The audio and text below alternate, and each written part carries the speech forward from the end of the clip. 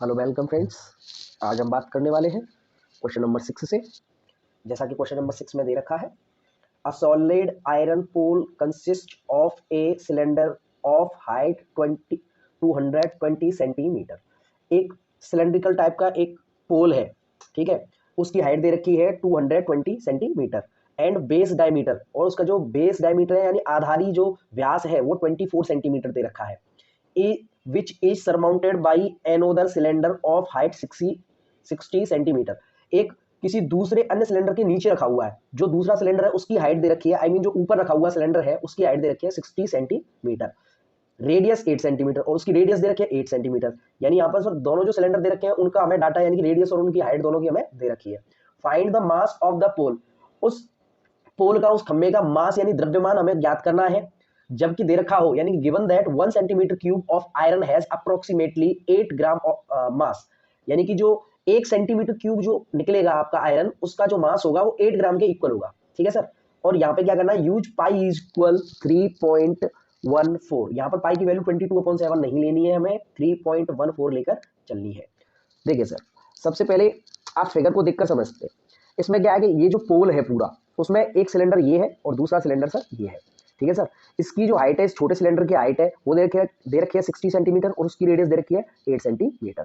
और जो सर बड़ा सिलेंडर है उसकी हाइट दे रखी है 220 सेंटीमीटर और उसका डायमीटर दे रखा है सर 24 सेंटीमीटर। हेंस हम कह सकते हैं कि उसकी रेडियस कितनी होगी सर, 12 सेंटीमीटर, ठीक है सर। जो डाटा अपने पास दे रखा होता है सबसे पहले हम उसको नोट कर लेते हैं सर। यहाँ पर दो सिलेंडर है तो इस ऊपर वाले को सिलेंडर 1 मान के चलेंगे और नीचे वाले को सिलेंडर 2 मान के चलेंगे सर। तो सर सबसे पहले वी हैव, हमारे पास जो है डाटा उसको लिखते हैं।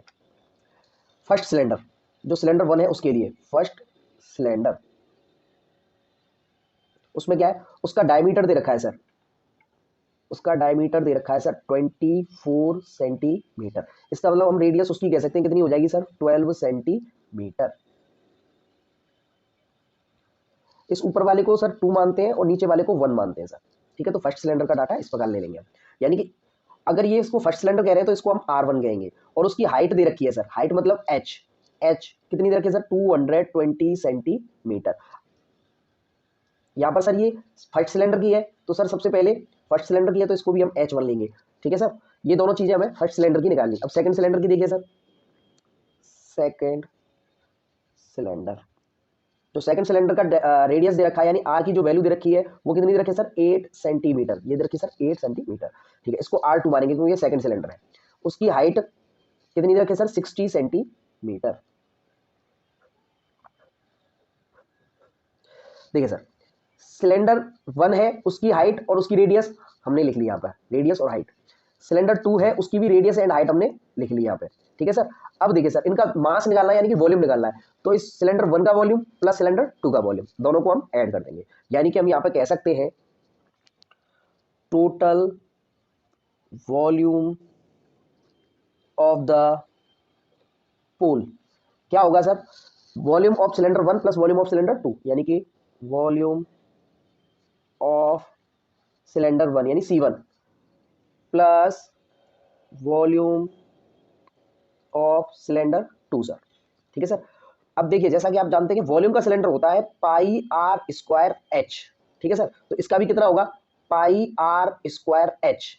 लेकिन ध्यान रखें ये सिलेंडर C1 है यानी कि पहला सिलेंडर है तो इसके 1 एंड ये 1, ये सिलेंडर 2 है सर तो इसके 2 और ये 2। ऐसा लिखना जरूरी होता है सर, क्योंकि हमें यहाँ पे जब different radius and different height दे रखी हो तो हमें उनके नाम देने जरूरी होते हैं, ठीक है। अब देखिए सर, पाई कॉमन है इनमें तो पाई को कॉमन ले लेते हैं सर।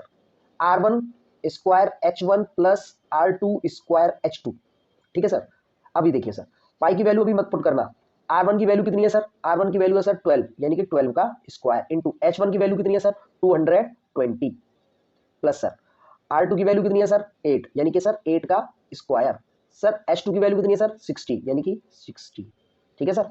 अभी देखिए सर, 12 का स्क्वायर होता है आपका 144, ठीक है सर, एंड 220, इन दोनों का अगर मैं इंटू करूं 144 और 220 का अगर मैं इंटू करूं तो ये आएगा आपका 31680 प्लस सर 8 का स्क्वायर होता है आपका 64, 64 इंटू 60 करूं मैं तो आपका ये आएगा 3840, ठीक है सर।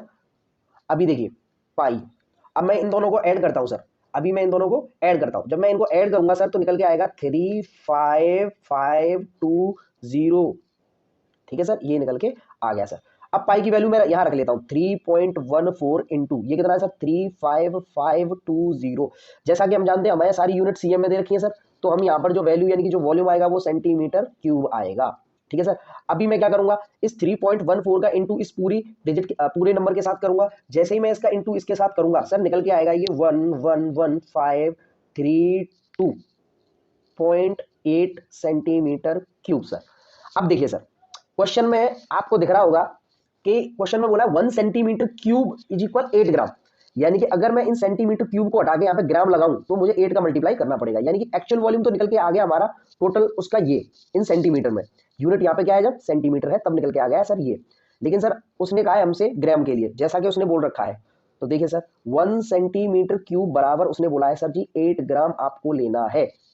इट मीन्स सर मैं इसका जब वॉल्यूम निकालूंगा तो इसको मैं 11532.8 जब सेंटीमीटर क्यूब को हटाऊंगा तो इंटू 8 ग्राम लिख दूंगा मैं, इंटू 8 ग्राम सर ये आ जाएगा हमारा ग्राम में।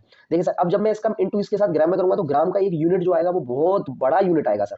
ठीक है, तो मैं क्या करता हूँ इस ग्राम को केजी में कन्वर्ट कर लेता हूँ सर, और 1 ग्राम मतलब 1 केजी में 1000 ग्राम होते हैं सर, इसका मतलब इसमें 1000 का मैं क्या कर दूंगा सर डिवाइड दे दूंगा। तो यानी कि आयरन